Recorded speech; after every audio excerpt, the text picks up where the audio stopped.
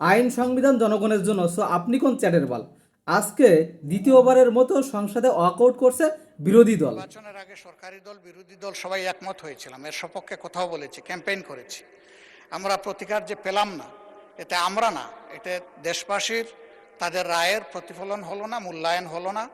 আমরা বিরোধী দলে বসে এই অবমূল্যায়ন আমরা মেনে নিতে পারি না। এই জন্য তার প্রতিবাদে আমরা ওয়াকআউট করছি। কারণ কি?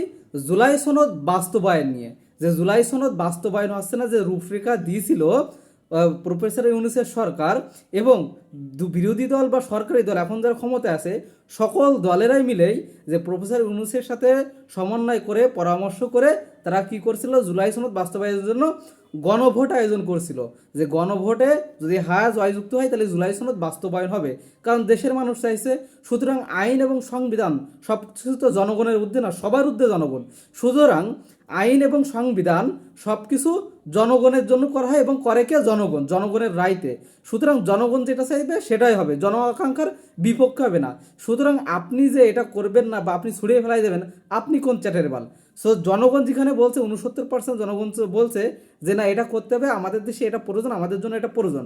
সুতরাং আমার অতীতে কি আছে আমি ওটা দেখবো না, জনগণ চাইছে, সুতরাং আমাকে এটা করতে হবে দেশের মঙ্গলের জন্য।